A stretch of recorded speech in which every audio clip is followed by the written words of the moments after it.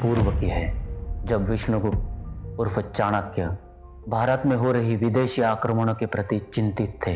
भारत के सभी राजा महाराजा सिकंदर के सामने बिना लड़े ही आत्मसमर्पण कर रहे थे। चाणक्य सब कुछ जानते थे। उन्हें एक ऐसे राजा की खोज थी जो सिकंदर का सामना कर संपूर्ण भारतवर्ष पे सुशासन कर सके, जिसमें राजा के वास्तविक गुण हो। अंततः एक दिन उनकी खोज समाप्त हुई, जब संयोगवश चाणक्य का परिचय नन्हे चंद्रगुप्त से हुआ। विष्णुगुप्त किसी मार्ग से चले जा रहे थे, तभी उन्होंने वहां कुछ बालकों को खेलते हुए देखा।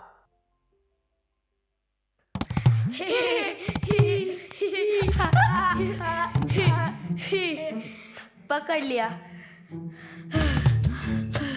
मित्र, हमारे बाकी के मित्र कहाँ रह गए? आते ही होंगे।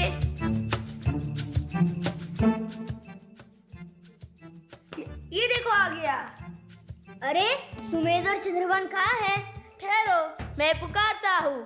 चंद्रभान, सुमेध, चंद्रभान, सुमेध, चंद्रभान, ए सुमेध, ये है, ये।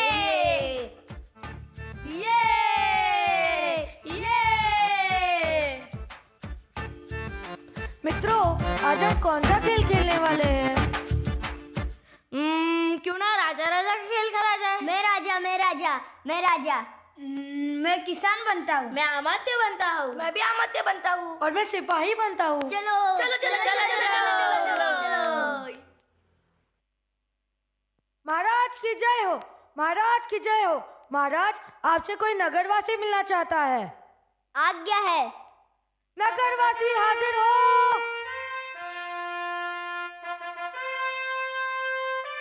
महाराज की जय हो। बोलो, क्या समस्या है तुम्हारी? महाराज, आपके सिपाही हमसे अवैध वसूली कर रहे हैं। महाराज, मैं गरीब किसान हूँ। मैं इतना धन कहाँ से लाऊं? अमात्य, क्या ऐसा सच बोल रहा है? पर महाराज, ऐसी तो कोई संभावना दिखाई नहीं दे रही है। नहीं नहीं नहीं महाराज, ये असत्य है। ये नगरवासी झूठ बोलते हैं महाराज। अमात्य, इस बात की पुष्टि की जाए और इस गरीब के साथ न्याय किया जाए। जी महाराज। आचार्य, यह बालक तो विलक्षण है। इतनी कम आयु में इतनी परिपक्वता। सुनो पुत्र सुनो, जरा यहाँ आओ। सुंदर, अति सुंदर। तुम्हारा नाम क्या है पुत्र? प्रणाम गुरुवर, मेरा नाम चंद्रगुप्त है। चंद्रगुप्त, ये सारी बातें तुमने कहाँ से सीखी? जो कुछ अभी तुमने राजा के रूप में यहाँ कहा, क्या तुमने यह बातें कहीं से सुनी है? नहीं आचार्य, मेरी ऐसी परिकल्पना है कि भविष्य में मगध का राजा ऐसा ही होगा। चंद्रगुप्त, तुम्हारे भीतर एक महान राजा बनने की क्षमता है। अगर तुम मेरे नीति और अर्थशास्त्र का पालन करोगे तो भविष्य में निश्चित एक महान शासक बनोगे। आचार्य, मैं आपका शिष्य बनने के लिए तैयार हूँ। मैं आपकी हर नीति को समझूंगा और मगध के उत्थान के लिए कार्य करूंगा। गुरुवर, मुझे अपनी शरण में लीजिए। और इस प्रकार चंद्रगुप्त विष्णुगुप्त उर्फ चाणक्य के शिष्य बन गए और उनके सानिध्य में रहकर प्रशिक्षण प्राप्त करने लगे। कुछ वर्षों बाद तक्षशिला का गुरुकुल, जहाँ विष्णुगुप्त अपने शिष्यों को उपदेश दे रहे थे। शिष्यों, आज भारतवर्ष की स्थिति बहुत दयनीय है। आज भारत को विदेशी आक्रमणों से सुरक्षित रखने के लिए एक ऐसे राजा की आवश्यकता है जो राष्ट्र को सर्वोपरि रख सही नीतियों से सेना का संचालन कर सके और सिकंदर जैसे विदेशी राजा को उसका सही स्थान बता सके। परंतु दुर्भाग्य की बात है कि मगध जैसे विशाल राज्य का राजा आज अपने प्रजा के हित के बारे में नहीं सोच सकता, तो वो राष्ट्र हित के बारे में क्या सोचेगा? प्रणाम आचार्य दी। आचार्य दी, मेरी राय में ऐसे राजा को सिंहासन पर बैठने का कोई अधिकार नहीं है। परंतु आचार्य, घनानंद तो एक घमंडी राजा है, उसे सिंहासन से कैसे हटाया जाए? आचार्य, मैंने सुना है कि पंजाब के बाद सिकंदर अपनी पूरी सेना के साथ मगध पर आक्रमण करने की तैयारी में है।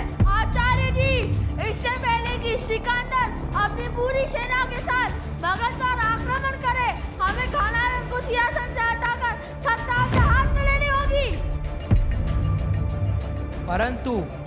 परंतु आचार्य, घनानंद को सिंहासन से कैसे हटाया जाए?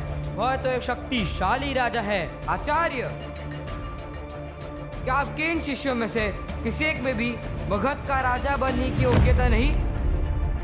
आचार्य, आपके चिंता के निवारण का एक ही मार्ग है कि घनानंद को युद्ध में हराकर मैं मगध को घनानंद जैसे अत्याचारी और दुष्ट राजा से मुक्त करवाऊंगा। हाँ चंद्रगुप्त, मेरी भी यही इच्छा है कि तुम उस घनानंद को युद्ध में हराकर मगध के सिंहासन पर विराजमान हो। निश्चित गुरुवर, मैं आपकी इच्छा अवश्य पूर्ण करूंगा। और इस प्रकार चंद्रगुप्त और घनानंद के बीच एक भयंकर युद्ध होता है। चाणक्य के नेतृत्व में चंद्रगुप्त मौर्य घनानंद को युद्ध में परास्त कर मगध को घनानंद के अत्याचार से मुक्त कराकर प्रजा की सहमति से अपना राज्य प्रस्थापित करता है। चंद्रगुप्त मगध का राजा बनते ही मगध की जनता आनंदित और प्रफुल्लित हो उठती है। चारों ओर सुख, समृद्धि, न्याय का बोलबाला है।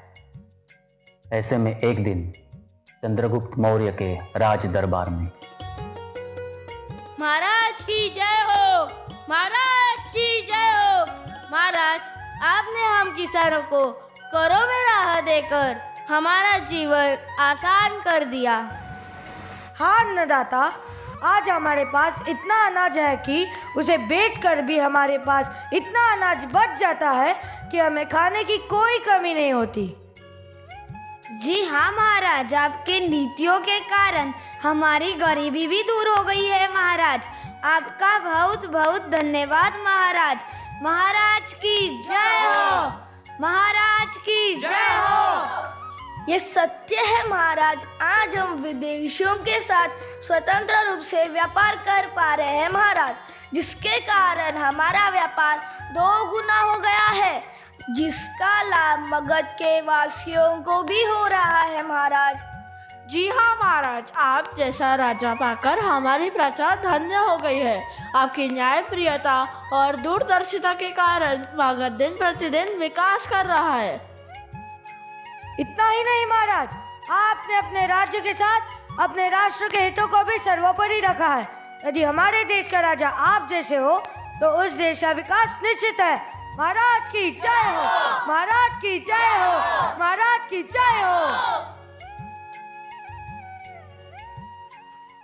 राजा तो प्रजा का सेवक होता है, प्रजा के सुख में ही राजा का सुख निहित है।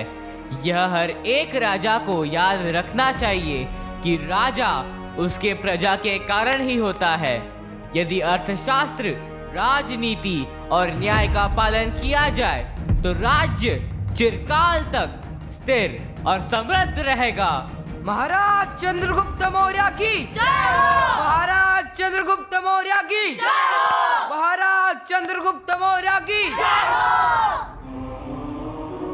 अखंड भारत दूसरों के लिए एक स्वप्न होगा, परंतु मेरे लिए यह एक प्रतिज्ञा है, जिसे पूर्ण करने के लिए मैं मरण पर्यंत प्रयत्न करता रहूंगा। क्योंकि मेरा राष्ट्र मेरी मातृभूमि के खंड खंड हो, यह मैं कदापि स्वीकार नहीं कर सकता। मेरे लिए महत्वपूर्ण केवल भारत की एकता और अखंडता की रक्षा करना है। अखंड भारत।